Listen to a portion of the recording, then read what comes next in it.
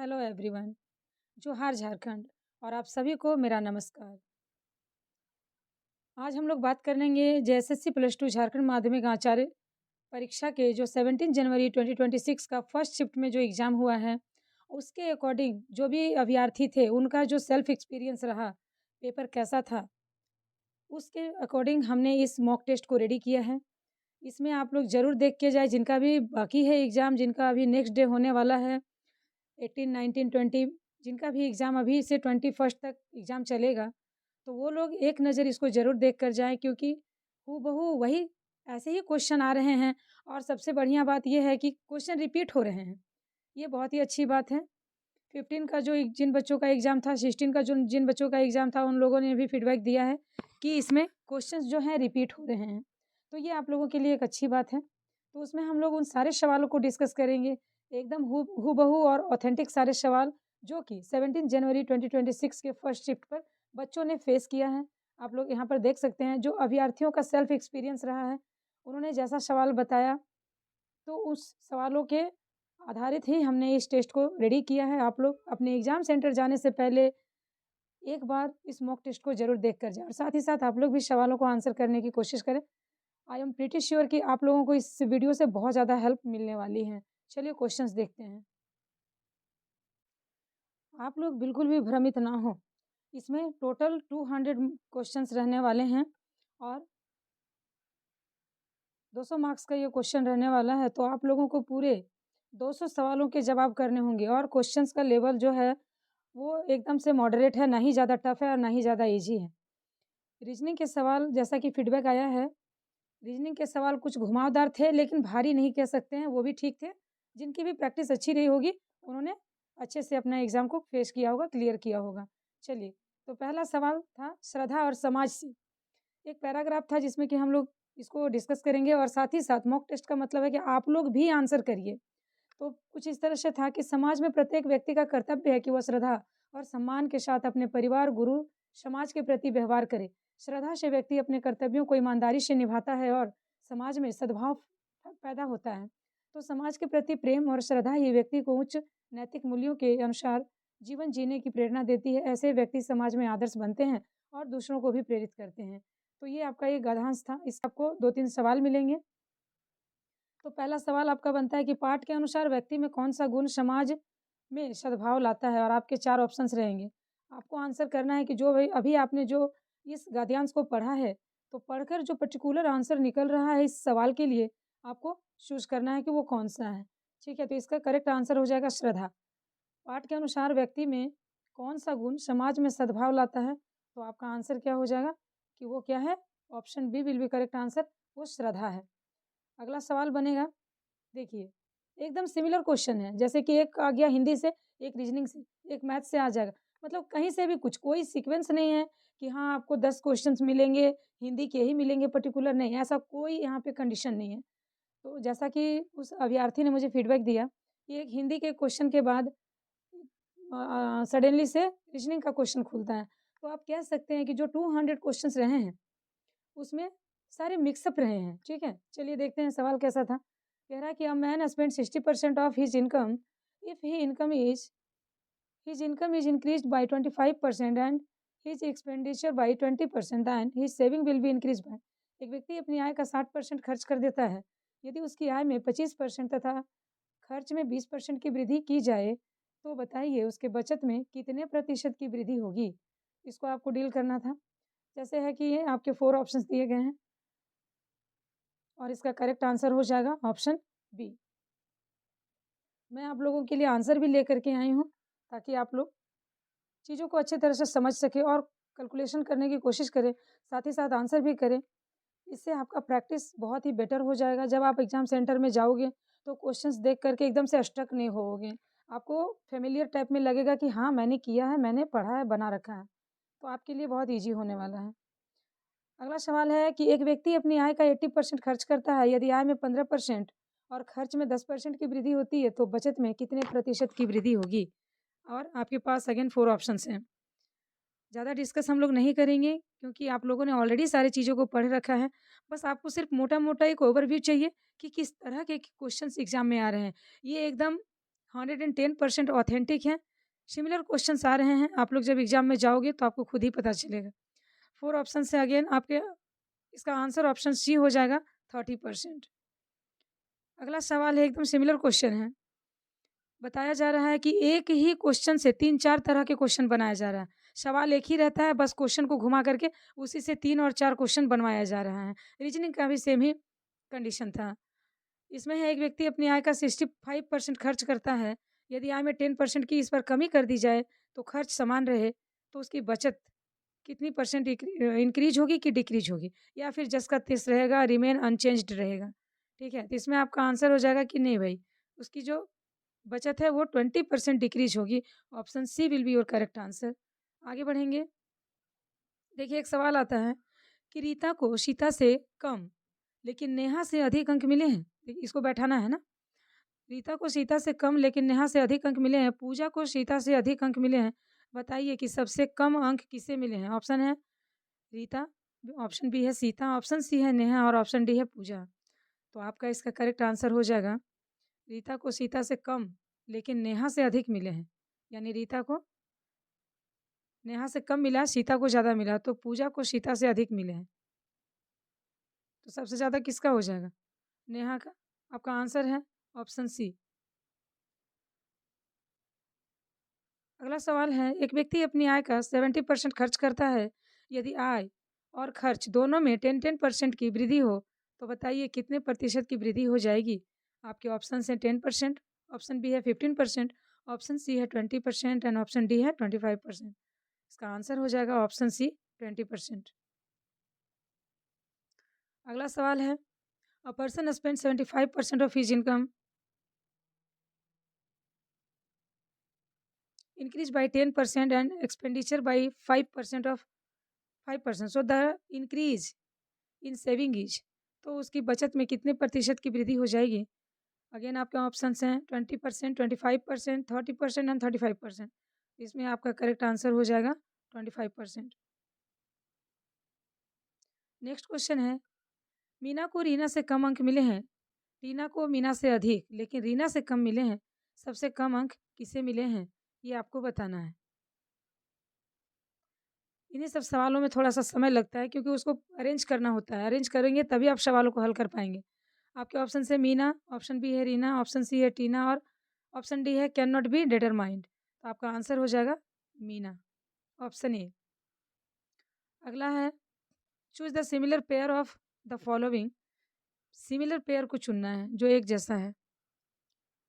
दिया हुआ है 4:125, देन व्हाट? तो इसका क्या हो जाएगा? आपको देखना है कि सिमिलर कैसा है, कौन-सा है। यहाँ देखिए इसका क्या कर सकते हैं कि 4 है और 125 है। दिमाग तो 1 सेकंड के लिए एकदम से घूम जाएगा कि इतना कैसे बढ़ गया? क्या इसका स्क्वायर करना है या फिर मल्टीप्लाई करना है? तो हाँ, इसको करना है 4 + 1। उसके बाद जब ये 5 हो जाएगा तो 5 का आप क्यू कर दीजिए। 5 का क्यू करते ही क्या हो जाएगा? 5 5 जा 25 और 25 का 5 कितना हो जाएगा? 125। तो सिमिलर ऐसा ही करना है आपको। इसमें से देखिए कि कौन-सा ऐसा हो रहा है। इसमें आपका करेक्ट आंसर क्या हो जाएगा? ऑप्शन डी 7 हो रहा है। इसको करके देखिए आप लोग, ये होगा। नेक्स्ट क्वेश्चन है, अच्छा उसका एक्सप्लेनेशन है। अगला सवाल है कि 7:512 है, बताइए कि ये कैसे बना है? तो ये सिमिलर है क्योंकि मैंने अभी आपको बताया है कि सिमिलर क्वेश्चन आ रहे हैं। अगर एक क्वेश्चन इकलौता नहीं आ रहा है, उससे 2-3 तरह के क्वेश्चन बन रहे हैं, ठीक है? इसमें आपका ऑप्शंस हैं 5:216, बी है 6:343, ऑप्शन सी है 8:729 एंड ऑप्शन डी है 9:1000। सो नाउ आपका आंसर यहाँ पर डी हो जाएगा 9:100, क्योंकि कैसा है ये 9 + 1 करेंगे तो ये हो जाएगा 10 और 10 का जैसे ही क्यूब करेंगे तो ये हो जाएगा 1000। ठीक है,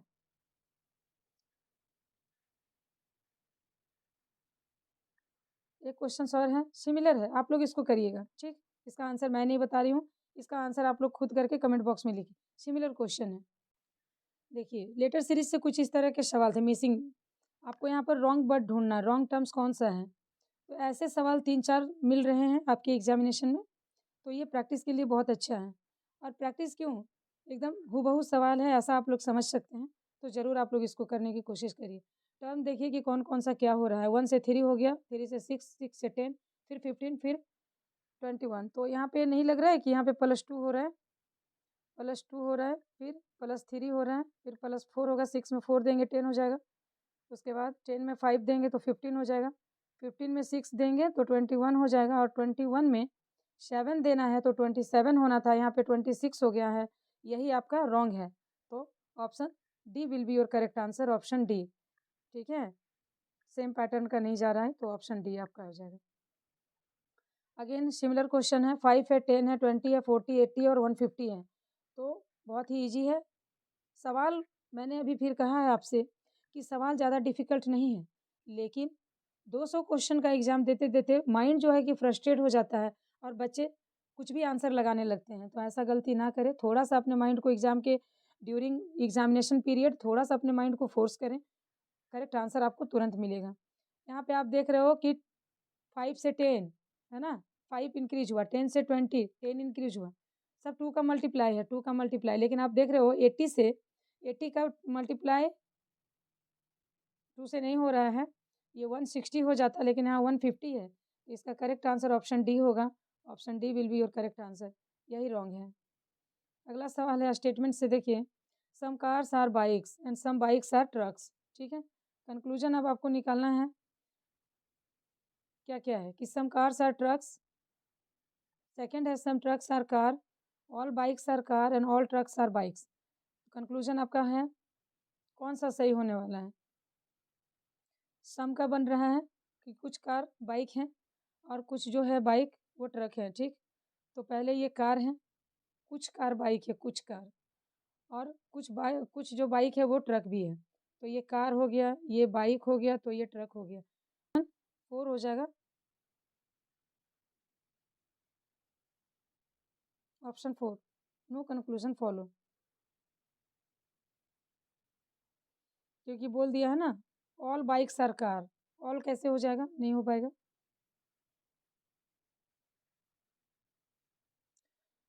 इस सवाल को आप लोग ज़रूर ध्यान से देखें और समझने की कोशिश करें। इसमें एक ऐसा सवाल था, जैसा कि अभ्यर्थी ने मुझे बताया कि पूरा 1 टू ए टू जेड तक का पूरा दिया हुआ था। बीच में बोला गया है कि 13 लेटर के बाद 13 लेटर से हाफ को टोटली अपोजिट कर दो, उल्टा कर दो, और उल्टा करने के बाद बताइए कि उधर से राइट हैंड साइड से आपका 7th नंबर लेटर क्या होगा, या फिर लेफ्ट हैंड साइड से 17 नंबर लेटर क्या होगा। तो कुछ इस तरह से था, आप लोग यहाँ देख सकते हैं। ये आपके लिए अच्छा प्रैक्टिस है, ज़रूर इसको देखें। लेकिन इस सब को और ज़्यादा प्रैक्टिस करें, क्योंकि यही सब सवाल हैं जो आपको तुरंत नहीं आते हैं, और 200 क्वेश्चन का आंसर 3 घंटा में कर पाना, जैसा कि बच्चों ने मुझे बताया है, थोड़ा डिफ़िकल्ट हो रहा है। यहाँ आपसे कह रहा है ABCD, ये एक सीरीज़ दिया हुआ है। First half in forward order, second half is reverse order में है। तो which letter is fifth from the right side? बताना है कि दाएँ से जो है वो 5वां लेटर कौन-सा है? और आपके ऑप्शंस हैं J, K, L और I। यहाँ पे आपका सही आंसर हो जाएगा ऑप्शन ए, जे। अगर आप इसको सॉल्व करके देखोगे, पेन पेपर लेकर बैठिए और इसको करने की कोशिश करिए साथ ही साथ। मॉक टेस्ट का यही मतलब होता है, साथ ही साथ करते रहिए। चलिए आगे बढ़ते हैं। अगेन है, सिमिलर क्वेश्चन है।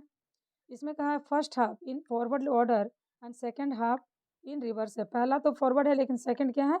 उल्टा लिखा गया है, रिवर्स में है। अब आपको यहाँ पे बताना है which letter is 13 from the right end. तो राइट साइड के एंड से बताइए कि 13वां नंबर का लेटर कौन सा होगा दाएं छोर से। आपके ऑप्शन है M, ऑप्शन बी है N, ऑप्शन सी है O एंड ऑप्शन डी है L। इसमें आपका आंसर ऑप्शन बी हो जाएगा, N। गिनेंगे तो आपका आंसर ऑप्शन बी हो जाएगा। अब देखिए एक सवाल कैसा था, आप लोगों को बता रही हूँ मैं। एक सवाल था जीके से, जो कि बहुत पुराना सवाल है, लेकिन इंटरेस्टिंग है और ऑथेंटिक है। पूछ लिया है कि बताइए जो एंशियंट वैदिक नाम है नदियों का, तो बताइए कि पुरुषनी किसको कहते हैं? किस नदी को पुरुषनी नाम दिया गया है? इसीलिए ये मैं लेकर आई हूँ ताकि आप लोग इसको एक बार ज़रूर देखें। ये जो 4 नदियाँ हैं बस इन्हीं चारों का सवाल ही बनता है, एक सरस्वती रह गई है।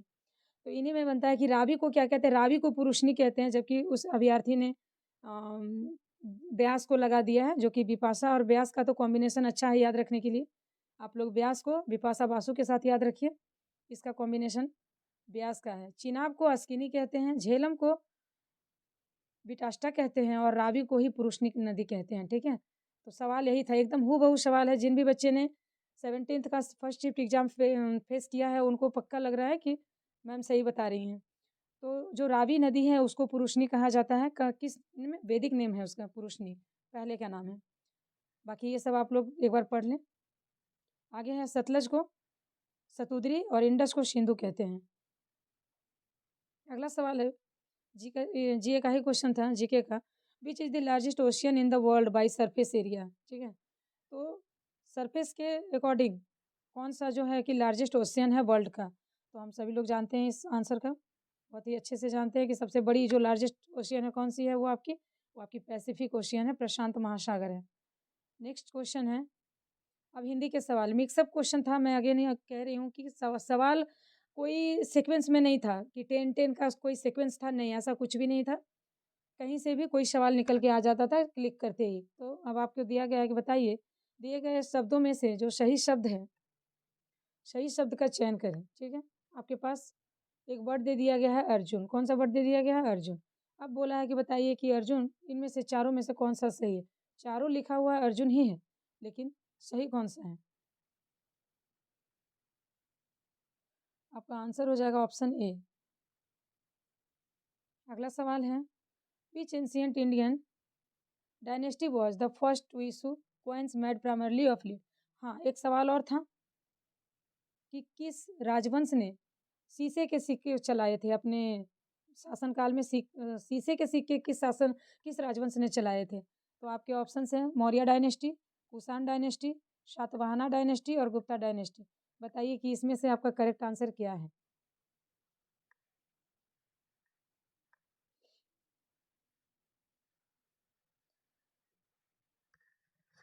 मौर्य, कुषाण और गुप्ता सबसे पहले पहले सोने के ही सिक्के चलवाए थे। सातवाहनों ने भी सोने के ही सिक्के चलाए थे, लेकिन इसने दूसरी बार इसने लीड के कॉइन्स चलाए थे। तो आपका आंसर इसमें क्या हो जाएगा? इसमें होगा सातवाहना डायनेस्टी होगा, ठीक है? सातवाहन राजवंश, ये आपका आंसर ऑप्शन सी हो जाएगा। अगला सवाल है,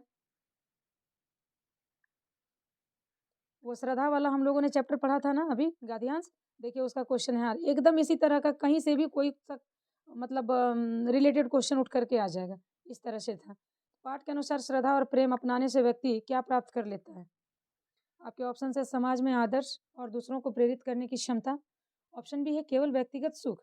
ऑप्शन सी है केवल प्रसिद्धि और सम्मान। ऑप्शन डी है केवल पैसा और संपत्ति। यहाँ पे आपका आपके साथ आपके स्क्रीन में वो अगेन वो गद्यांश भी रहेगा। इसमें आपका करेक्ट आंसर हो जाएगा कि व्यक्ति अपनाने से व्यक्ति क्या प्राप्त करता है। ऑप्शन हो जाएगा ए, समाज में आदर्श और दूसरों के प्रति दूसरों को प्रेरित करने की क्षमता जो है वो प्राप्त कर सकता है।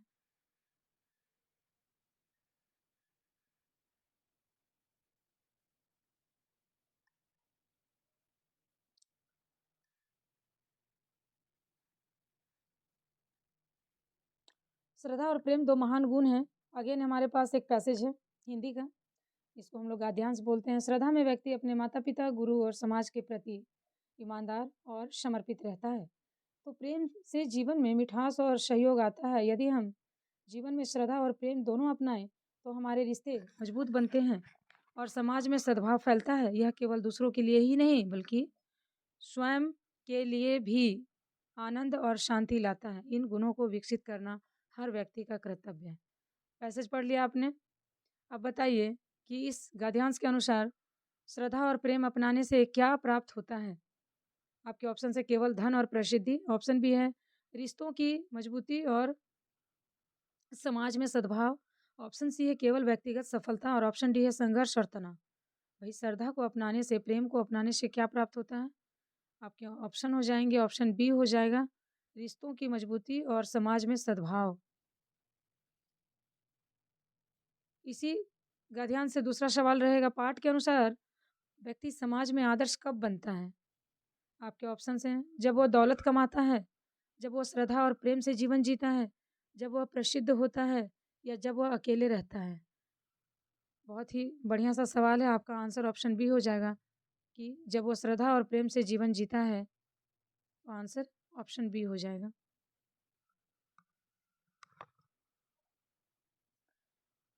प्रश्न 3 है, पाठ में व्यक्ति का कर्तव्य क्या बताया गया है? उस गद्यांश में व्यक्ति का कर्तव्य क्या बताया गया है? आपके ऑप्शन से केवल परिवार के लिए काम करना, ऑप्शन बी है अपने परिवार, गुरु और समाज के प्रति श्रद्धा और सम्मान रखना, ऑप्शन सी है दौलत और संपत्ति बढ़ाना, ऑप्शन डी है केवल स्वयं का विकास करना। नहीं, केवल केवल वर्ड जो ना बहुत खतरनाक है। केवल जब भी आ जाएगा कभी वो ऑप्शन सही नहीं हो सकता है। दौलत और संपत्ति बढ़ाना है तो नेगेटिव बात है। केवल स्वयं का विकास करना, ये तो कहीं से समाज का कल्याण नहीं दिख रहा है। इसमें आपका आंसर हो जाएगा कि परिवार के साथ-साथ गुरु और समाज के प्रति श्रद्धा और सम्मान रखिए।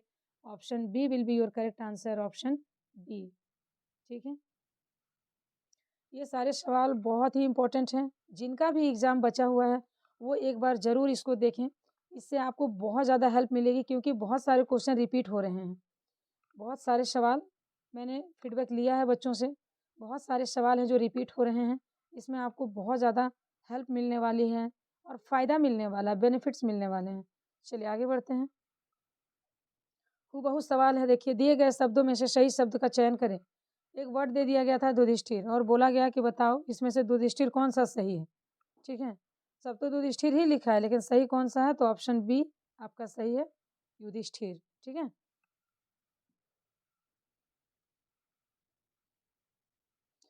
आप लोग कन्फ्यूज़ मत होइए, यहाँ ऑप्शन में ये वाला युधिष्ठिर नहीं दिया रहेगा। तो आप लोग सोचोगे कि यहाँ से देख के कर देंगे, नहीं। तो ये वाला युधिष्ठिर तो मैंने आपको समझने के लिए दिया है। ये वाला नहीं रहेगा, आपको बस बोलेगा कि इस चारों में से बताइए कि सही कौन-सा है, तो आपको खुद से ही बताना होगा। इसीलिए डोंट बी कन्फ्यूज़न। अगला सवाल है, भीम, दिए गए शब्दों में सही शब्द का चयन करें। अगेन कह रही हूँ कि ये वाला नहीं दिया रहेगा। आपके पास 4 ऑप्शंस रहेंगे, आपको फाइंड आउट करना है। सो ऑप्शन ए आपका करेक्ट हो जाएगा इसमें, भीम। रिवर से एक और सवाल है कि which river was known as Asikni, अभी मैंने बताया है। अस्किनी इन द वैदिक पीरियड में अस्किनी किस नदी को अस्किनी के नाम से जाना जाता था? तो किसको जाना जाता था? आपका आंसर है चिनाब नदी को, है ना? चिनाब रिवर को क्या बोला जाता था? अस्किनी। और रावी को क्या बोला जाता है? पुरुषिनी। ब्यास को क्या बोला जाता है? बिपाशा। और झेलम को आप लोग कमेंट बॉक्स में करिए। अगला सवाल है, which river is famously known as the Dakshin Ganga, Ganga of the south. इनमें से 4 ऑप्शंस हैं, बताना है कि इसमें दक्षिण की गंगा को किस नदी को जानते हैं दक्षिण की गंगा के नाम से? आपके ऑप्शन है कृष्णा, ऑप्शन बी है कावेरी, ऑप्शन सी है गोदावरी और ऑप्शन डी है महानदी। तो हम लोग जानते हैं कि ये जो हमारी गोदावरी नदी है, उसको हम लोग दक्षिण गंगा के नाम से जानते हैं। Option C will be your correct answer. Science से क्वेश्चन था, देखिए, which gas is most abundant in the earth surface. तो धरती के सरफेस में, सतह पर कौन सी गैस बहुत ज़्यादा मात्रा में पाई जाती है? आपके पास 4 ऑप्शन हैं, बताना है करेक्ट आंसर कौन सा है। ऑप्शन है ऑक्सीजन, ऑप्शन बी है कार्बन डाइऑक्साइड, ऑप्शन सी है नाइट्रोजन और ऑप्शन डी है हाइड्रोजन। बहुत सारे बच्चों के मन में आता होगा ना कि ऑक्सीजन बहुत ज़्यादा है क्योंकि हम लोग तो रात दिन श्वास ले रहे हैं। नहीं मेरे बच्चों, इसमें आपका करेक्ट आंसर हो जाएगा नाइट्रोजन, जो कि 78% है। ऑक्सीजन 23 के अप्रॉक्स में है। Nitrogen will be your correct answer. Again एक क्वेश्चन फिर से हमारा हिस्ट्री से आया है, फादर ऑफ द नेशन किसको जानते हैं? फादर ऑफ द इंडियन रेनाइशा, अच्छा, नेशन नहीं है, नहीं तो आप लोग महात्मा गांधी को टिक कर दोगे, नहीं। ये है फादर ऑफ द इंडियन रेनाइशा। भारतीय पुनर्जागरण का पिता किसे कहते हैं? ठीक है, भारतीय रेनाइशा मीन्स होता है पुनर्जागरण का पिता किसे कहते हैं? आपके ऑप्शन हैं, महात्मा गांधी, ऑप्शन डी है राजा राम मोहन रॉय, ऑप्शन सी है स्वामी विवेकानंदा, ऑप्शन डी है दादा भाई नौरोजी। तो हम लोग राजा राम मोहन जी को रेनेसां के नाम से जानते हैं। इंडियन रेनेसां यही किए थे। फादर ऑफ इंडियन रेनेसां के नाम से राजा राम मोहन रॉय को हम लोग कंसिडर करते हैं। स्टेटमेंट का क्वेश्चन फिर से है, देखिए जरा सा, some fruits are apples and some apples are sweets. Conclusion है, some fruits are sweets, some sweets are fruits, all apples are fruits and all sweets are apples. जब सम बोल दिया है, सम फ्रूट्स आर एप्पल, मान लीजिए ये आपका fruit है और ये आपका एप्पल है, तो सम बोला है ना जी, तो ये सम का पार्ट है। सम एप्पल्स आर स्वीट, अब इसको फिर स्वीट कर दिया। अब ये कह रहा है कि all apples are fruit, all कैसे होगा? आपका आंसर क्या हो जाएगा? No conclusion. ठीक है, option 4 will be your correct answer. कोई भी कंक्लूजन सही नहीं बनेगा। अगला सवाल है, रीजनिंग का सवाल है, first half of alternate letters in forward order, second half of alternate letters in reverse order. एक को छोड़कर दूसरा भाग उल्टे क्रम में है, तो बताइए which letter is seventh from the right in. दाएं छोर से सातवां अक्षर कौन सा होगा? आपके ऑप्शन हैं, ए है टी, ऑप्शन बी है आर, ऑप्शन सी है एक्स एंड ऑप्शन डी है भी। तो करेक्ट आंसर हो जाएगा ऑप्शन बी, आर। स्टेटमेंट है, some teachers are students and students are players. Some का पार्ट है, सम स्टूडेंट है, सम टीचर्स हैं, आर स्टूडेंट, ठीक, और some students are player. Conclusion में है कि some teachers are players, some players are teachers, all students are teacher, all players are students. तो कौन सा फॉलो होगा? अगेन ऑप्शन डी बनेगा आपका करेक्ट कंक्लूजन, कि भाई ना ए को ना बी को किसी को भी फॉलो नहीं कर रहा है।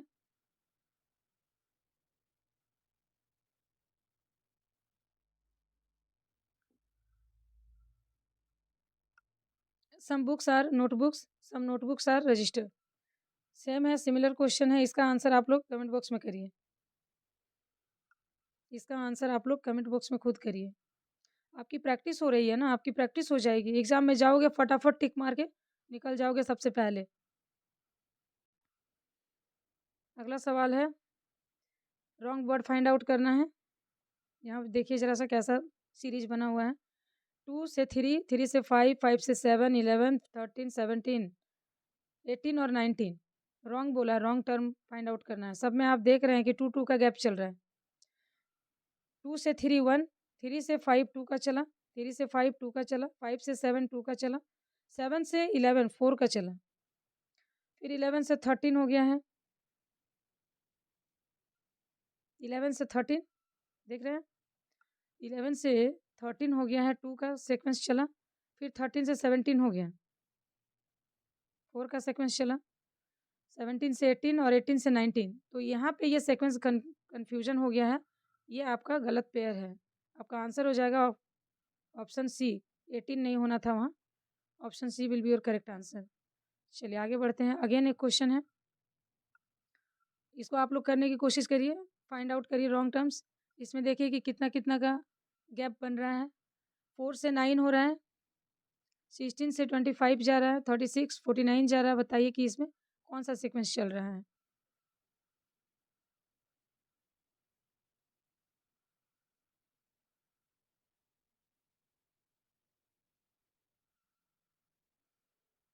इसमें आपका करेक्ट आंसर हो जाएगा 60। बहुत इजी है, आप लोग कर लोगे। अगला है, choose the pair which is different from others. Relationship है ना, बताइए कि कौन सा ऐसा पेयर है, पेयर बोला है, कौन सा पेयर है, जोड़ा है जो कि यहाँ पे गलत है। ऑप्शन ए है शुगर और शुगर केन, ऑप्शन बी है टी और लीफ, ऑप्शन सी है कॉफ़ी और सीड्स, ऑप्शन 4 है हनी और फ्लावर। बताइए कि कौन सा जो है क्या डिफरेंट है एक दूसरे से। Choose the pair which is different from other, इसका आंसर बताना है आपको। चलिए इसका आंसर है ऑप्शन 4 हो जाएगा, हनी और फ्लावर डिफरेंट है। कैसे? कि हनी डायरेक्टली फूल से नहीं मिलता है, वो मधुमक्खियों के द्वारा प्रोसेस से ही अपना होता है, धीरे धीरे लॉन्ग प्रोसेस है उसका। अगला है, choose the pair which is different from others. Same है, सिमिलर क्वेश्चन है। अब बताइए कि आपके ऑप्शन है कॉटन, ऑप्शन बी है पेपर वुड, ऑप्शन सी है ब्रेड और बीट, ऑप्शन 4 है बटर और फ्रूट। बताइए कि इसमें से अलग कौन है, असंगत जिसको कहेंगे, है ना? कौन-सा पेयर है जो अलग है, एक-दूसरे से मैच नहीं कर रहा है। ठीक है, पहला ऑप्शन कॉटन क्लॉथ सही है, पेपर और वुड से बनता है। ब्रेड बीट से बनता है, लेकिन जो बटर है वो फ्रूट से नहीं बनता है, तो आपका ऑप्शन 4 आंसर हो जाएगा इसमें। चलिए नेक्स्ट है, choose the pair which is different from the others. पहला है वूल शिप, दूसरा है मिल्क काऊ, तीसरा है लेदर एनिमल और चौथा है सिल्क प्लांट। ठीक है, तो आप जानते हैं कि जो ऊल है वो शिप से मिलता है, मिल्क काऊ से मिलती है, लेदर एनिमल से मिलता है, लेकिन ये जो शिक है ये शिकवॉर्म से मिलता है, ना कि प्लांट से मिलता है। इसका भी ऑप्शन 4 हमारा आंसर हो जाएगा। आगे बढ़ते हैं, क्वेश्चन नंबर 4 में एक और क्वेश्चन है, जिसमें भी आपको इन डिफरेंट फाइंड आउट करना है। अगेन आपके पास 4 ऑप्शंस हैं, जैसे ऑयल है सीड, जूस है फ्रूट, टी है मिल्क और 4 है शुगर और केन। इसमें आपका करेक्ट आंसर क्या हो जाएगा? ऑयल तो सीड से बनता है, सही है। फ्रूट से जूस बनता है, केन से शुगर बनता है, लेकिन मिल्क से चाय नहीं बनती है, क्योंकि चाय में और भी तो चीज़ें पड़ती है ना, डायरेक्टली थोड़ी ना बन रहा है। तो आपका यहाँ ऑप्शन थर्ड हो जाएगा, टी और मिल्क का कॉम्बिनेशन प्रॉपर नहीं बैठ रहा है। ऐसे चाय में दूध डलती है, लेकिन और भी चीज़ें डलती है, वो बनती नहीं है, दूध से नहीं बनती है, उस तरह से नहीं होता है। तो आपका इसमें आंसर 3 हो जाएगा। नेक्स्ट है, अमित ने रोहित से अधिक लेकिन सुमित से कम अंक प्राप्त किए हैं, तो करण ने रोहित से कम प्राप्त किए हैं। तो बताइए सबसे अधिक अंक किसने प्राप्त किए? सब कम ही कर रहा है, तो अधिक कौन कर रहा है? ठीक है, बताना है। 4 ऑप्शन है, अमित है, रोहित है, करण है और सुमित। इसमें आपका करेक्ट क्या हो जाएगा? Option D. इसको बिठा के देखोगे तो ऑप्शन डी आंसर आएगा।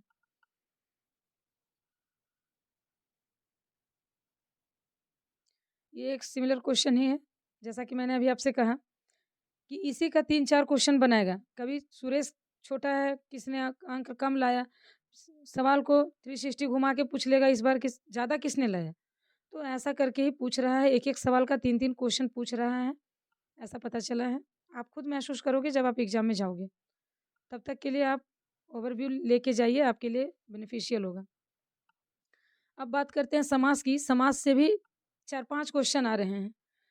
अतिशयशील, सवाल क्या है? अतिशयशील। तो अतिशयशील में किस प्रकार का समास है? आपके पास 4 ऑप्शंस हैं और बताना है कि अतिशयशील में किस प्रकार का समास है। पहला ऑप्शन है तत्पुरुष समास, दूसरा है कर्मधारय समास, तीसरा है अव्ययीभाव समास और चौथा है द्वंद्व समास। आपको बताना है कि अतिशय में कौन-सा समास है। इसमें आपका अव्ययीभाव समास है।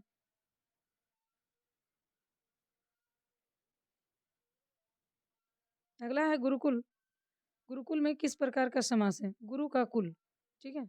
गुरु का कुल। तो इसमें आपका कौन-सा समास हो जाएगा? ऑप्शंस हैं तत्पुरुष समास, कर्मधारय समास, अव्ययीभाव समास और बहुब्रीहि समास। इसमें आपका ऑप्शन बी हो जाएगा, कर्मधारय समास हो जाएगा। क्वेश्चन नंबर 3 कह रहा है निम्नलिखित में से कौन-सा अव्ययीभाव समास है? ऑप्शंस हैं मनोहर, ऑप्शन बी है ऊपर वाला, ऑप्शन सी है दाम्पत्य, ऑप्शन डी है अतिशय। अव्ययीभाव को पहचानने का एक तरीका है, उसमें चीज़ें अ से अनु, आजन्म, ठीक है, अतिशय, इस तरह के शब्द आते हैं। आपका ऑप्शन डी करेक्ट हो जाएगा।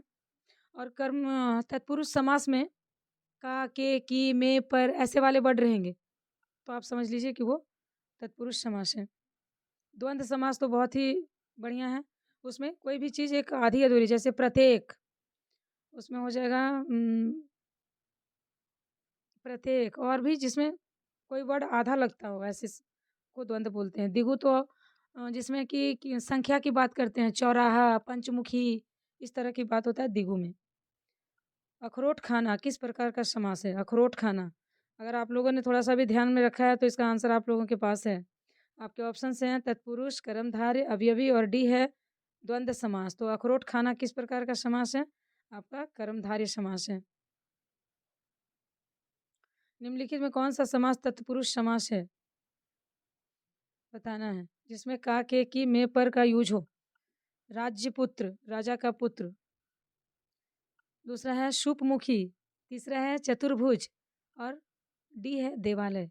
इसमें आपका करेक्ट आंसर ऑप्शन ए हो जाएगा, राजा का पुत्र, राज्यपुत्र। वाह! कितना सुंदर दृश्य है, ठीक है? तो वाह! कितना सुंदर दृश्य है, किस प्रकार का वाक्य है आपको बताना है। आपके ऑप्शंस हैं विवरणात्मक वाक्य है, आदेशात्मक वाक्य है, प्रश्नवाचक वाक्य है और विस्मयादि बोधक वाक्य है। तो कौन-सा किस प्रकार का वाक्य है इसमें विस्मयादि बोधक है ना? एक्सक्लेमेटरी वर्ड लगा हुआ है, वाह! वॉव! ऐसे वर्ड लगे हुए हैं। चलिए, अब हम लोग इंग्लिश के क्वेश्चन भी करेंगे।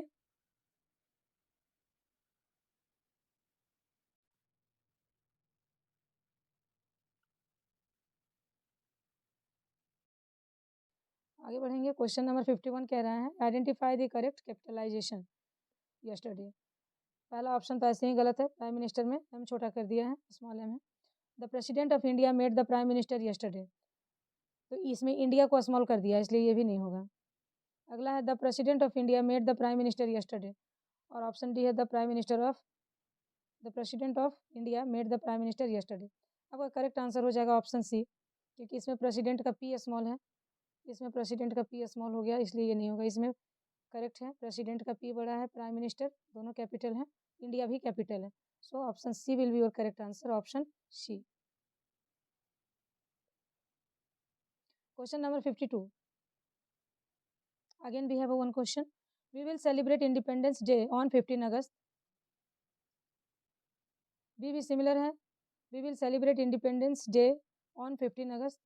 तो पढ़ने के चक्कर में ज़्यादा टाइम वेस्ट नहीं करेंगे, इसका करेक्ट आंसर हो जाएगा ऑप्शन बी। आगे बढ़ेंगे, क्वेश्चन नंबर 53 कह रहा है 53 में है विच सेंटेंस इज पंक्चुएटेड करेक्टली। इसमें देखिए कैसा दिया है, ये थोड़ा अलग क्वेश्चन है, ध्यान से देखने की नीड है।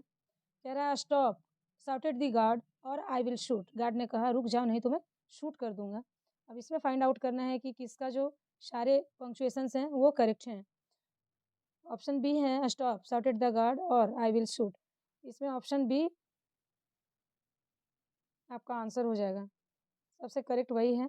Option yes, option B will be your correct answer, option B. Question number 54, which sentence is punctuated correctly. Again we have one question, where are you going ask the chief teacher. Option B भी similar है, where are you going ask the teacher. तो इसमें find out करना है कि आपका जो punctuation marks है वो किस सेंटेंस में करेक्ट है। तो option C will be your correct answer, where are you going ask the teacher. कहाँ जा रहे हो, टीचर ने ऐसा पूछा कि भाई तुम कहाँ जा रहे हो। क्वेश्चन नंबर 55, और dash attitude is essential for learning new things. And now you have 4 questions, 4 options.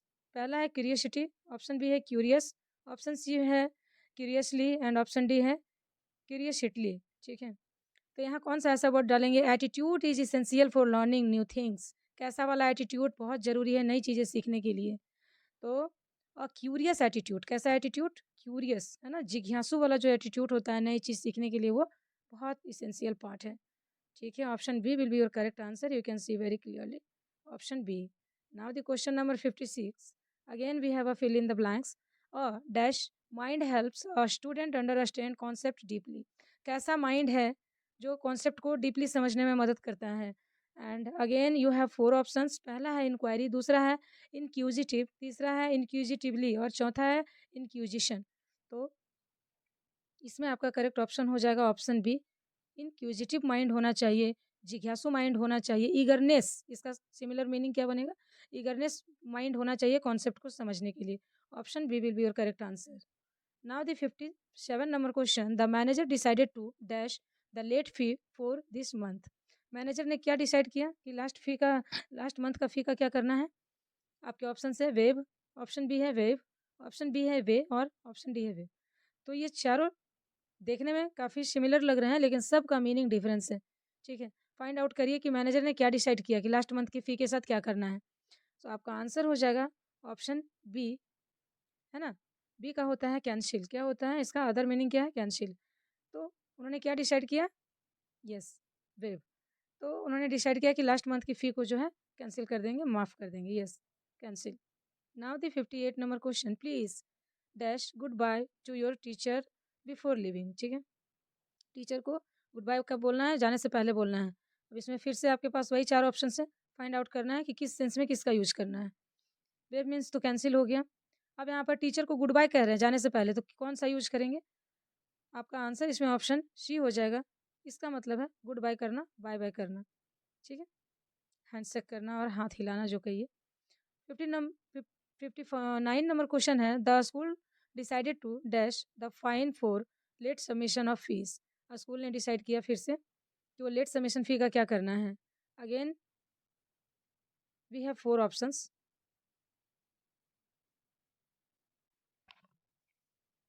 तभी हमने देखा कि उसके फी को कैंसिल करना है। Option B will be correct answer. सवाल को किसी भी तरह से घुमाकर आपसे पूछ लेगा। सवाल वही होते हैं, बस जो एग्जामिनेशन सेटर होता है ना, जो सवालों को सेट करता है, उनके दिमाग को पढ़ पाना बहुत मुश्किल है। इसलिए आप लोग अपनी तैयारी को एकदम 360 राउंड में रखिए कि कहीं से भी कितना भी वो घुमा ले, आप लोग नहीं घूमोगे, ऐसा कुछ रखिए। The children stood at the gate and dash to their parents. ठीक है, तो बच्चे गेट पे खड़े होकर अपने पेरेंट्स को क्या करने लगे? तो वेव करने लगे, हाथ हिलाकर उनको गुड बाय करने लगे। Option D will be your correct answer, option D. Again next question, अगर आप लोग चाहें तो देखना, तो इसको आप लोग एक बार पढ़ लीजिए। इस वाले वेव का मतलब कैंसिल होता है, गिव अप होता है। इसका मतलब होता है मूव हैंड, हाथ हिलाना होता है। और वेव का मतलब होता है मेक क्लोथ। और वे का मतलब होता है पाथ, रास्ता या मेथड। अगला सवाल है question number 61, the child was very dash so he trusted strangers easily. बच्चे बहुत क्या होते हैं जो बहुत जल्दी स्ट्रेंजर पर भरोसा कर लेते हैं। या इसको ऐसे कहिए कि उनको एक वर्ड में क्या कहेंगे, वन वर्ड सब्स्टिट्यूशन में क्या कहेंगे जो किसी पर बहुत जल्दी बिलीव कर लेते हैं। आपके ऑप्शन हैं क्रेडिबल, ऑप्शन बी है क्रेडुलेस, ऑप्शन सी है क्रेडिटेबल एंड ऑप्शन डी है इनक्रेडिबल। इसमें आपका आंसर ऑप्शन बी हो जाएगा। क्रेडुलेस होता है बहुत भोला भाला, जो दूसरे की बात पर बहुत जल्दी बिलीव कर लेता है। Option B will be your correct answer, option B. अगला क्वेश्चन है question number 62, his performance in the examination was dash and praised by all. तो उसका एग्जामिनेशन में कैसा परफॉर्मेंस था जो सबके द्वारा सराहा गया, प्रेज किया गया, तारीफ की गई। इसमें आपका आंसर बताना है। आप लोग भी आंसर करने की कोशिश करिए, क्वेश्चन बहुत अच्छे हैं और क्वेश्चन का लेवल बहुत बढ़िया है। आप लोग भी आंसर करने की कोशिश करें। अगेन आपके पास 4 ऑप्शन है, क्रेडिबल, क्रेडुलस, क्रेडिटेबल और इनक्रेडिबल। तो इस वाले का क्या हो जाएगा? इस वाले का आंसर हो जाएगा ऑप्शन सी, क्रेडिटेबल। ठीक है, his performance in the examination was creditable and praise by all. सबने सराहना की इसकी। यहाँ पर आप लोग देख सकते हैं, क्रेडुलस का मतलब होता है इजली बिलीव्स, किसी भी लोग पर तुरंत विश्वास कर लेना। क्रेडिबल का मतलब होता है बिलीवेबल, किसी भी स्टोरी पे बिलीव कर लेना। और क्रेडिटेबल का मतलब होता है प्रेसवर्दी, जिनका जो तारीफ के योग्य है, लायक है, उनकी तारीफ। इनक्रेडिबल का मतलब होता है अनबिलीवेबल, जिस पर विश्वास ना किया जा सके, कुछ ऐसा। Next question, question number 63, in today's dash society learners must keep on updating their knowledge. So in today's dash society, कैसा सोसाइटी लर्नर को अपडेट रखने चाहिए, उनको नॉलेज, उनके नॉलेज को। तो कैसा है? ऑप्शन है स्टैटिक, ऑप्शन बी है ट्रेडिशनल, ऑप्शन सी है डायनामिक और ऑप्शन डी है ancient. So your option will be, कैसा होना चाहिए? ट्रेडिशनल नहीं, स्टैटिक भी नहीं और एंशियंट तो बिल्कुल ही नहीं। अपडेट करना है ना, अपडेट करने बोल रहा है, तो डायनामिक होना चाहिए भाई, डे टू डे अपडेट होना चाहिए। आपका आंसर हो जाएगा option C. In today's dynamic society learners must keep updating their knowledge. Learners को अपने नॉलेज को एकदम से अपडेट रखना चाहिए। Now question number 64, which of the following best improves clarity in article writing. ठीक है, तो कौन सा बेस्ट ऑप्शन है आर्टिकल राइटिंग को क्लैरिटी देने के लिए? Options are using complex vocabulary, no, writing long paragraphs and organising idea logically, avoiding examples. तो इसमें आपका करेक्ट आंसर हो जाएगा option C, organising ideas logically. ये लॉन्ग लॉन्ग पैरा भी नहीं लिखना है और अवॉइड एग्जाम्पल्स को अवॉइड भी नहीं करना है। इसमें करेक्ट आंसर क्या होगा? Option C will be your correct answer, option C. Question number 65, what is the primary difference between a letter of request and a letter of complaint, ठीक है। तो एक रिक्वेस्ट वाला लेटर और कंप्लेंट लेटर में क्या प्राइमरली डिफरेंस होना चाहिए? दोनों लेटर में किस तरह का डिफरेंस होना चाहिए? एक तो उसको रिक्वेस्ट किया जा रहा है, दूसरे लेटर में आप कंप्लेन कर रहे हैं, तो डिफरेंस क्या होना चाहिए? और options are one is informal, the other is personal. Option B कह रहा है, a request ask for permission, favour, a complaint seeks redressal. Option C, a request uses capital letters, and option D, only complaints are written to official. तो इसमें आप देख सकते हो कि भई देखिए, रिक्वेस्ट कह रहा है कि आस्क फॉर परमिशन, ठीक है, फेवर भी होना चाहिए और कंप्लेंट लेटर में क्या होना चाहिए? तो रेडरेशल होना चाहिए। इसमें आपका आंसर ऑप्शन बी हो जाएगा, option B will be your correct answer, option B, ठीक है। Now next question, question number 66, which of the following helps maintain fluency in an article, ठीक। तो कौन सा आपको यहाँ पे बता रहा है कि फ्लुएंसी को मेंटेन करने के लिए हेल्प करता है आर्टिकल में? ऑप्शन है राइटिंग वेरी लॉन्ग सेंटेंसेस, दूसरा है using appropriate connectors and cohesive devices, तीसरा है changing tenses frequently and D है अवॉइडिंग पैराग्राफ्स। बताइए इसमें करेक्ट आंसर क्या है? राइटिंग वेरी लॉन्ग सेंटेंस नहीं, गलत है। एंड चेंजिंग टेंस फ्रिक्वेंटली, बार बार टेंस को चेंज करना, ये भी गलत है। अवॉइडिंग पैराग्राफ्स, ये भी नहीं होगा। आपका आंसर हो जाएगा option B, using appropriate connectors, है ना, उचित कनेक्टर्स का यूज करिए एंड कोहेसिव डिवाइस और रेलिवेंट डिवाइसेस का यूज करना है। Next question, question number 67, while writing an article logical flow mainly depend on, जब आर्टिकल लिखते हैं तो जो फ्लो होता है वो किस पर डिपेंड करता है? जो लॉजिकल फ्लो होता है, सो डेकोरेटिव हैंड राइटिंग नहीं, रैंडम आइडिया कुछ भी नहीं, कुछ भी नहीं लिखना होता है। Use of slang words, slang words क्या होता है? जैसे यू लिखना है, यू, तो आपने यू लिख दिया, तो नहीं, ऐसे वर्ड नहीं चलेंगे। आपका यहाँ पर ऑप्शन सी होगा, प्रॉपर सीक्वेंसिंग ऑफ आइडिया, अपने आइडिया को एक प्रॉपर सीक्वेंस में लिखना है, यही आपका करेक्ट आंसर हो जाएगा, option C will be your correct answer. Now next question, question number 68, to make an article more coherent a writer should, article को मोर कोहेरेंट, ज़्यादा से ज़्यादा कोहेरेंट करने के लिए राइटर को क्या करना चाहिए? ऑप्शन से use transition word appropriately, option B है change topic frequently, option C है avoid connectors and option D है राइट इन स्लैग्स। तो स्लैंग तो बिल्कुल भी यूज नहीं करना है, कनेक्टर्स को अवॉइड भी नहीं करना है, टॉपिक को बार बार चेंज भी नहीं करना है, तो क्या करना है? Use transition word appropriately. ये आपका ऑप्शन ए करेक्ट आंसर हो जाएगा। Question number 69, which of the following is not suitable for formal article writing, formal article writing में कौन सा ऐसा है जो सुटेबल नहीं है? नोट का आप लोग ध्यान रखिएगा, एग्जाम में ये इंपॉर्टेंट है। नोट को नहीं देख करके आप लोग हमेशा पॉजिटिव आंसर कर देंगे तो ये गलत हो जाएगा। आपके ऑप्शन से ऑब्जेक्टिव टोन, कौन सा सुटेबल नहीं है ढूंढना है। ऑब्जेक्टिव टोन, ऑप्शन बी है लॉजिकल पैराग्राफ्स, ऑप्शन सी है स्लैंग एक्सप्रेशंस और ऑप्शन डी है क्लियर कंक्लूजन। तो कौन सा सूटेबल नहीं है ज़रा देखिए। यहाँ पर देखिए, ऑब्जेक्टिव टोन तो होना ही चाहिए, लॉजिकल पैराग्राफ भी होना चाहिए, क्लियर कंक्लूजन तो होना ही चाहिए। तो इसमें स्लैंग जो एक्सप्रेशन है ये नहीं होना चाहिए, ये नहीं होना चाहिए। और ये स्लैंग जैसे मैंने अभी बताया है कि जैसे यू हम लोग लिखते हैं प्रॉपर वे में, और हम लोग फ्रेंड सर्कल में कैसे लिख देते हैं, ऐसे यू लिखते हैं, तो ये सब नहीं चलेगा। Option C will be your correct answer.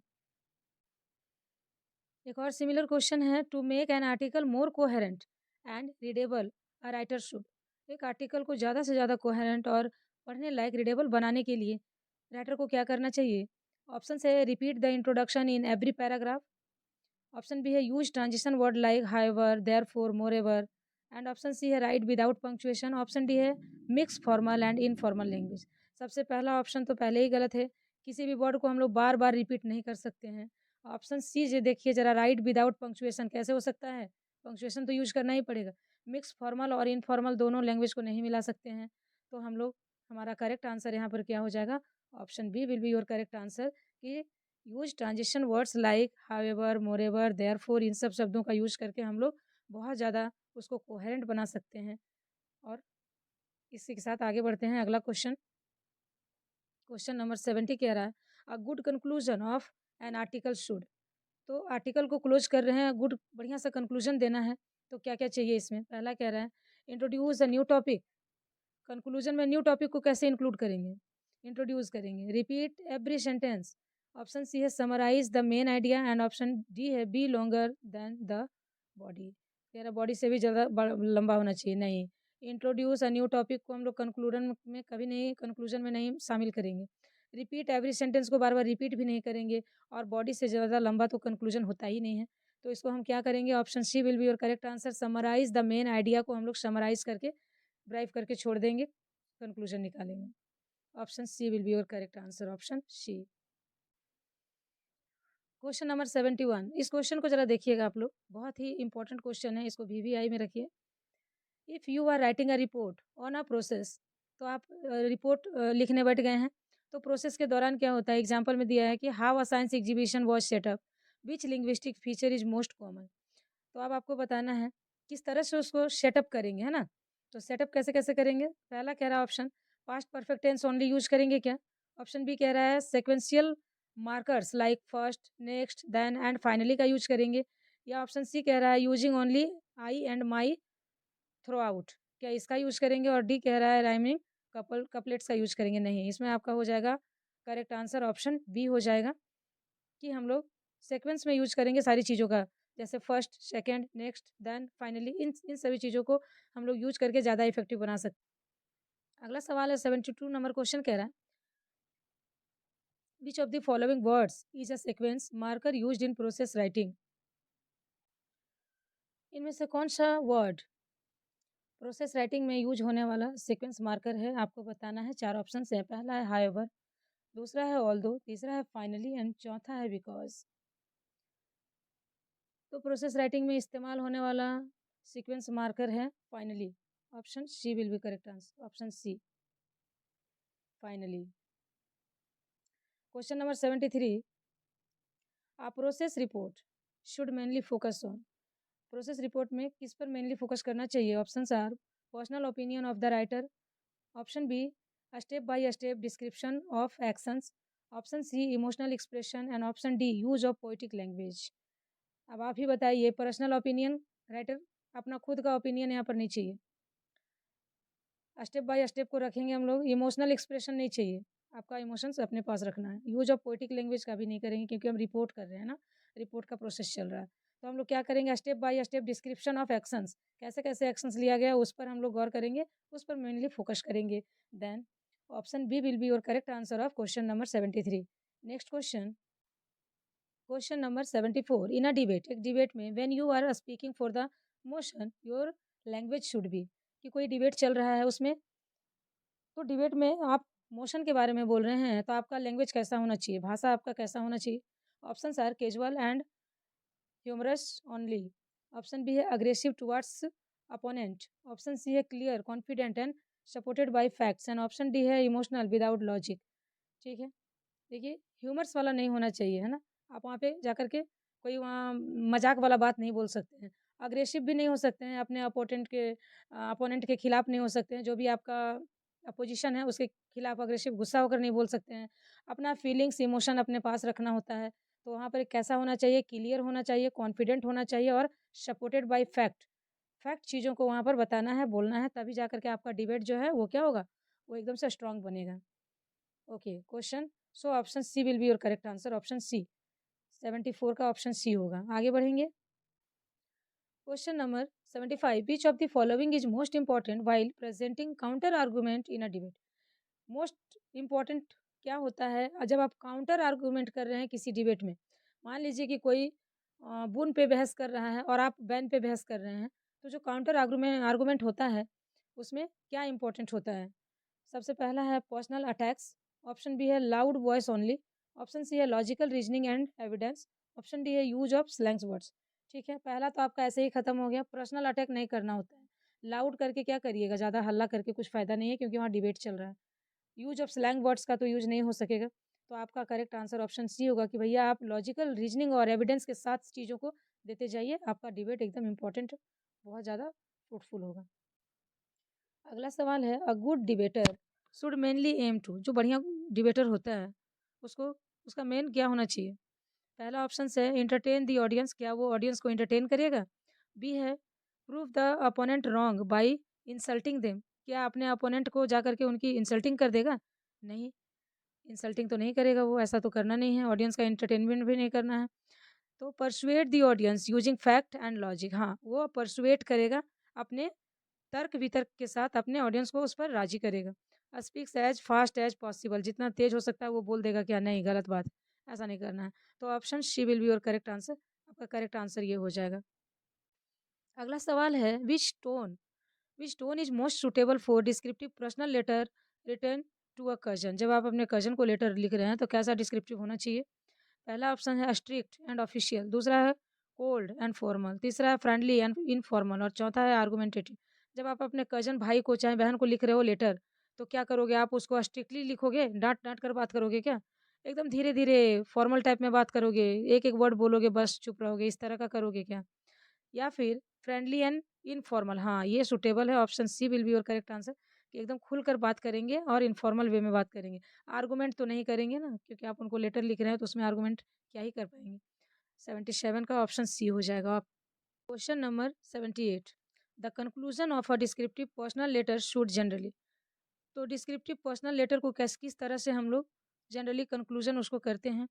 Option हैं, introduce a new topic, option B है and abruptly without closing, option C है express affection and invite a reply, option D है repeat the body paragraph word for word. तो इसमें सबसे appropriate answer आपका हो जाएगा option C, that will be express affections and invite a reply. Next question. Question number 79. Which of the following is most suitable content for a postcard? बहुत ज़्यादा important है, post card से आपका ये question बनेगा ही बनेगा। अब बताइए, कह रहा है कि कौन सा मस्ट सुटेबल कंटेंट होना चाहिए पोस्ट कार्ड में। ऑप्शंस हैं, a detailed explanation of a problem, किसी भी प्रॉब्लम का डिटेल एक्सप्लेनेशन होना है। बी है a brief message sharing travel experience, C है a formal complaint to an office और डी है अ लॉन्ग डिस्क्रिप्टिव एसे। तो बताइए कि सबसे जो इम्पोर्टेंट चीज़ क्या होना चाहिए एक पोस्ट कार्ड में? आपका आंसर हो जाएगा option B, a brief message sharing travel experience. ठीक है। Question number 80, while writing a post card the writer should mainly focus. Post card लिखते समय राइटर किस पर उसको मेन फोकस करना चाहिए?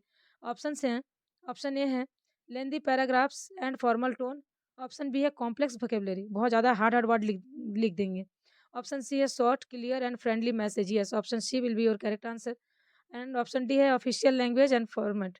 नहीं, इसमें आपका आंसर ऑप्शन सी होना चाहिए। Yes, option C will be your correct answer. ठीक है। शॉर्ट होना चाहिए, क्लियर होना चाहिए और फ्रेंडली मैसेज होना चाहिए पोस्ट कार्ड में, क्योंकि पोस्ट कार्ड छोटा ही होता है। Now question number 81, while writing a message which of the following details is most essential. जब आप एक मैसेज लिख रहे हैं तो सबसे ज़्यादा इसेंशियल क्या होना चाहिए, कैसा डिटेल आपको लिखना चाहिए उस मैसेज में? ऑप्शन हैं, डेकोरेटिव लैंग्वेज, वर्ड को पूरा सजा सजा के घुमा घुमा के लिखना, या फिर date and time of the message, या फिर पर्सनल ओपिनियन, या फिर लॉन्ग एक्सप्लेनेशन। तो ना शब्दों को सजाना है, ना चीज़ों को लंबा करना है और ना ही पर्सनल ओपिनियन बताना है वहाँ पे। मैसेज दीजिए क्लियर और निकलिए। Date and time of the message होना चाहिए, बस क्लियर कट। सो आपका ऑप्शन क्या हो जाएगा? Option C will be your correct answer of question number 81, option B, date and time of the message, option B. Okay. Now question number 82 कह रहा है, the purpose of writing a message क्या होना चाहिए? Message किस purpose से लिखते हैं? आपके ऑप्शन है, write a detailed letter, option B है convey important information briefly and clearly, option C है सर्टेन एंटरटेन द रीडर और ऑप्शन डी है प्रैक्टिस हैंड राइटिंग। तो मैसेज ज़्यादा डिटेल लेटर फॉर्म में नहीं होगा, रीडर को एंटरटेनमेंट नहीं करवाना है और प्रैक्टिस हैंडराइटिंग का नहीं करना है। अपने मैसेज को कन्वे करना है, इन्फॉर्मेशन देना है, छोटे और क्लियर शब्दों में करना है। इसमें आपका ऑप्शन बी हो जाएगा 82 का correct answer, option B. Next है क्वेश्चन नंबर 83। 83 कह रहा है, which of the following should be avoided while writing a message. दो तीन क्वेश्चन करने से सारे तरह का कॉन्सेप्ट क्लियर हो जाएगा, किसमें अवॉइड करना है, कहाँ फोकस करना है। ये सारे कुछ भी पूछ सकता है ना, एग्जामिनेशन सेंटर का कोई ये नहीं है, कुछ भी पूछ देगा, कहीं से भी घुमा देगा, 360 एकदम घुमा देगा। सबसे पहला आपका ऑप्शन है क्लियर हैंड राइटिंग होना चाहिए क्या? ऑप्शन बी है शॉर्ट एंड प्रिसाइज सेंटेंस होना चाहिए, ऑप्शन सी है अननेसेसरी डिटेल होना चाहिए और ऑप्शन डी है mention of the sender name. तो किस चीज़ को अवॉइड करना है, इस वर्ड को आप लोग जरूर ध्यान रखेंगे, अवॉइड करना है। तो अननेसेसरी डिटेल को अवॉइड करना है, option C will be your correct answer. Unnecessary detail को आपको अवॉइड करना है, फालतू की चीज़ें नहीं लिखनी है। अगला है क्वेश्चन नंबर 84 कह रहा है, while writing an article using visual और verbal input the writer should mainly focus on. जब कोई आर्टिकल राइटिंग में हम लोग विजुअल वर्बल इनपुट्स का यूज करते हैं तो मेनली फोकस किस चीज़ पे होना चाहिए? आपके ऑप्शंस हैं। ऑप्शन ए है copying the input word by word. Option B है ignoring the given input. Option C है organising ideas logically based on the input and option D है राइटिंग अनरिलेटेड इन्फॉर्मेशन। यहाँ बोल रहा है मेनली फोकस करना है किस चीज़ पर, तो option C will be your correct answer, organising ideas logically based on inputs. Question number 85 है which of the following is most important while concluding an article on a social issue. ठीक है, important क्या होना चाहिए जब हम किसी social issue पे आर्टिकल को कंक्लूड कर रहे हैं? आपके ऑप्शन है इंट्रोड्यूसिंग न्यू डेटा, बी है repeating the title only, option C है summarising key points and giving a suggestion, option D है राइटिंग एग्जांपल्स अगेन। इसमें आपका करेक्ट आंसर हो जाएगा option C will be your correct answer, option C summarising key points and giving a suggestion.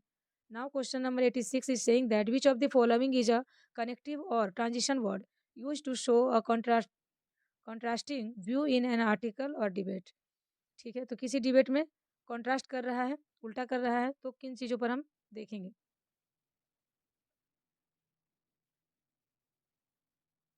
Options are furthermore, adds information, option B consequently shows result, option C on the contrary shows contrast, and option D similarly shows comparison। yes, option C will be correct answer।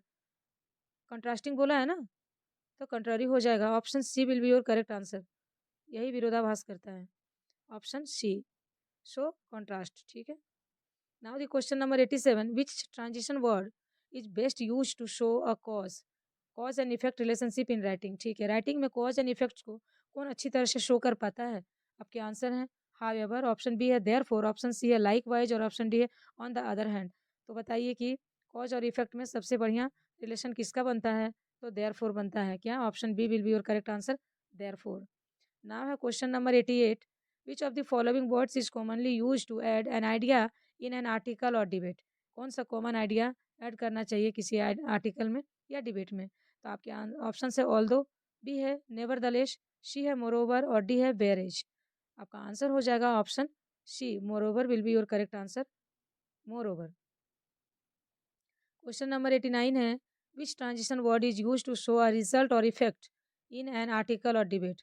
किसी भी article और debate में result और effect को show करने के लिए कैसे वर्ड होने चाहिए? आपके ऑप्शन है हाउएवर, ऑप्शन बी है देयरफॉर, ऑप्शन सी है सिमिलरली और ऑप्शन डी है ऑन द अदर हैंड।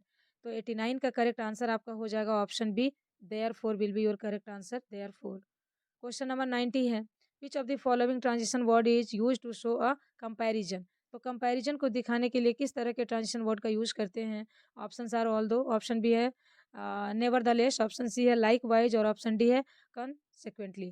तो आपका इसमें आंसर हो जाएगा option C, likewise, option C will be your correct answer.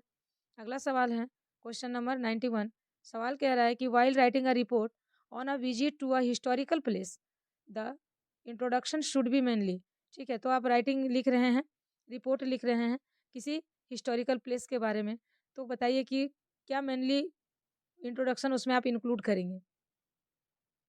आपके ऑप्शंस हैं personal opinion only, option B है नेम और फूड आइटम, और ऑप्शन सी है purpose of the visit and basic information, और ऑप्शन डी है conclusion of the report. So option C will be appropriate answer of the question number 91।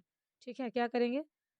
Purpose of the visit and basic information, ये इस main चीज को हम लोग introduce करेंगे। Question number 92 है which tense is most appropriate while writing a report about a completed visit. ठीक है, इसमें आपके ऑप्शन है किस टेंस में हम लोग लिखेंगे रिपोर्ट, किस टेंस में हम लोग लिखेंगे, अप्रोप्रिएट टेंस कौन सा होना चाहिए? ठीक, ऑप्शंस कह रहे हैं कि प्रेजेंट कंटिन्यूअस टेंस में, ऑप्शन बी है फ्यूचर टेंस, ऑप्शन सी है past tense and option D है प्रेजेंट परफेक्ट कंटिन्यूअस टेंस। चारों टेंस को यहाँ पे डिफाइन कर दिया है और बोला है कि बताइए आपको राइटिंग रिपोर्ट लिखना है तो किस टेंस का यूज करेंगे। तो आप सभी ने बहुत ही अच्छे से पढ़ रखा है कि जब कभी भी हम रिपोर्ट लिखते हैं तो वो हमेशा बीता हुआ कल का होता है, यानी कि पास्ट टेंस के बारे में लिखते हैं, है ना, पास्ट टेंस के बारे में लिखते हैं। आपका आंसर हो जाएगा option C, past tense. Question number 93 कह रहा है which of the following should be avoided in a formal letter. किसी भी फॉर्मल रिपोर्ट में अवॉइड करने के लिए क्या चीज़ें होनी चाहिए? किस ऑप्शन को अवॉइड करेंगे? देखिए ज़रा ऑप्शंस है क्लियर एंड फैक्चुअल लैंग्वेज, इसको तो नहीं करेंगे। ऑप्शन बी है क्रोनोलॉजिकल सीक्वेंस, इसको भी नहीं करेंगे। ऑप्शन सी है स्लैंग एंड इनफॉर्मल एक्सप्रेशन, जैसे ही वर्ड स्लैंग आ जाए ना तो आप जानिए कि एकदम वर्ड गलत है। ठीक है, इस चीज़ को हम अवॉइड करेंगे, यही आपका करेक्ट आंसर हो जाएगा option C. Now question number 94 है the conclusion of a report on a historical visit should. तो कंक्लूजन ऑफ अ रिपोर्ट, किसी भी रिपोर्ट का कंक्लूजन करेंगे जब कोई हिस्टोरिकल प्लेस विजिट किए हैं तो क्या होना चाहिए? ऑप्शन है introduce new events, option B है repeat the introduction word by word, option C है summarise the visit and its importance, option D है एड अनरिलेटेड पर्सनल स्टोरीज। तो आपका आंसर हो जाएगा summarise the visit and its importance. Option C will be your correct answer. ठीक है, introduce नया नहीं करेंगे, रिपीट नहीं करेंगे और अनरिलेटेड चीज़ों और झूठी कहानियां नहीं सुनाएंगे। Option C will be your correct answer. Question number 95, when writing a post card where is the recipient address traditionally placed. जब कोई हम लोग पोस्ट कार्ड लिखते हैं तो बताइए कि जो रिसिपिएंट होता है उसका एड्रेस हम कहाँ पर लिख देते हैं? आपके ऑप्शन है on the left hand side, on the right hand side, option C है at the bottom of the post card और ऑप्शन डी है at the top of the post card. तो आप लोगों ने अगर नहीं देखा है तो एक बार गूगल में इमेज देख लीजिएगा पोस्ट कार्ड का। इसमें राइट हैंड साइड में लिखा रहता है एड्रेस रिसिपिएंट का। Option B will be your correct answer, right hand side. 96 है, एक और क्वेश्चन देखिए जरा सा, where should you place on the stamp on a post card. आप देखिए यहाँ पे आपने देखा है ना, अभी बोला है कि एड्रेस लिखा किधर होता है, यहाँ पर एड्रेस की बात बोल रहा है रिसिपिएंट का। इसी चीज को तुरंत घुमा दिया है और बोल रहा है क्या कि स्टाम्प कहाँ लिखा जाता है। ठीक है ना, अगेन आपके पास वही चार ऑप्शन हैं, the left corner, bottom right corner, top right corner and centre of the post card.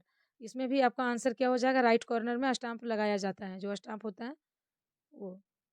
आगे बढ़ेंगे, क्वेश्चन नंबर 97 कह रहा है dash being tired she completed her homework on time. ठीक है, कि भाई थकी होने के बावजूद भी उसने अपना होमवर्क टाइम से पूरा कर लिया। तो आपके ऑप्शन है डिस्पाइट, ऑप्शन बी है in spite, in spite, option C है फोर एंड ऑप्शन डी है नो प्रीपोजिशन नीडेड। कुछ ना कुछ तो लगना है, तो इसके बावजूद के बावजूद यहाँ पे आपका आंसर ऑप्शन ए हो जाएगा डिस्पाइट। थकी होने के बावजूद भी उसने अपना काम पूरा किया, option A will be your correct answer. Question number 90, no sooner had she entered the room dash everyone started and clapping. ठीक है, जैसे वो अंदर गई सभी लोग खड़े होकर के क्या करने लगे? ताली बजाने लगे। आप बताइए कि ये जो नो सूनर कनेक्टर है इसके साथ एक वर्ड आता है, वो कौन सा वर्ड है? आपके ऑप्शंस हैं व्हेन, ऑप्शन बी है देन, ऑप्शन सी है देन एंड ऑप्शन डी है ए। अब बताइए कि करेक्ट नो सूनर के साथ आने वाला कनेक्टर क्या है? तो नो सूनर के साथ आने वाला कनेक्टर है THAN वाला द, देन। ठीक है, option C will be your correct answer, no sooner had she entered the room then everyone started clapping, सभी लोग तालियां बजाने लगे। देन क्वेश्चन नंबर 99 कह रहा है dash his illness he attended his meeting, कि बीमार होने के बावजूद भी उसने क्या किया? मीटिंग को अटेंड किया। यहाँ पर फोर ऑप्शन है, for in spite of and option C है ऑन, ऑप्शन डी है नो नीड प्रीपोजिशन। ठीक, तो यहाँ पर आपका आंसर क्या हो जाएगा? इन स्पाइट ऑफ हो जाएगा। इन स्पाइट ऑफ हिज इलनेस, बीमार होने के बाद भी ही अटेंडेड द मीटिंग, उन्होंने अपना मीटिंग अटेंड किया। क्वेश्चन नंबर 100 है, इसमें हमने पूरे के पूरे 100 क्वेश्चन का प्रैक्टिस, वेरी इंपॉर्टेंट क्वेश्चंस को हमने इसमें करवाया है, जो कि आप लोगों के लिए बहुत ज़्यादा हेल्पफुल होने वाला है। अगेन हमारे पास एक और क्वेश्चन है, similar question, no sooner did the rain stop dash people came out to play. ठीक है, आपके ऑप्शंस हैं व्हेन, देन और ए। तो क्या हो जाएगा करेक्ट आंसर? आपका आंसर हो जाएगा देन। याद रखिए आप लोग, नो सूनर के साथ जो करेक्ट इसका जो सिमिलर वर्ड आता है वो देन आता है। हार्डली स्कारली अगर कहीं पर वर्ड मिले हार्डली, हार्डली या फिर मिले स्कैट्सली, तो उसके लिए आपके पास व्हेन लगेगा।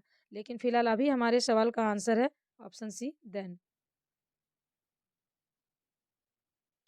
Okay, so now we have finished 100 questions and ये सारे क्वेश्चंस आपके सहायक आचार्य वाले एग्जाम के लिए बहुत ज़्यादा हेल्पफुल हैं, क्योंकि अप्लाइड इंग्लिश में इसी तरह के ही सवाल पूछे जाएंगे। पूरे के पूरे पेपर 1 में जो 100 क्वेश्चन या 150 क्वेश्चन रहेगा, इतने सारे क्वेश्चन वो लाएगा कहाँ से? एकदम बेसिक से उठाते हुए चीज़ों को चलेगा, छोटी-छोटी चीज़ों को जो आपको लगेगा कि हाँ, आपने पढ़ रखा है, देख रखा है, लेकिन एग्ज़ाम के टाइम पे एट अ टाइम क्या होता है कि माइंड से चीज़ें फ्रस्ट्रेशन के कारण, एग्ज़ाम के डर के कारण से चीज़ें हमारे माइंड में नहीं आती है। हमें याद तो होता है लेकिन हम उस वक़्त पे लिख नहीं पाते हैं। इसीलिए ये रिवीज़न आप लोगों के लिए एकदम रामबाण की तरह प्रूव होने वाला है। आप लोग एक नज़र देखें, ज़्यादा पढ़ने की नीड नहीं है। आप लोगों ने ऑलरेडी आज तक बहुत कुछ पढ़ा है, पढ़-पढ़ कर आप लोग अब यहाँ तक पहुँच गए हैं। सिर्फ़ एक नज़र डालने की ज़रूरत है। माइंड को रिमाइंड कराइए कि आपने ये चीज़ें पढ़ रखी है, बस। इसी के साथ थैंक यू सो मच। अगर वीडियो अच्छा लगे तो please like, comment and subscribe करें।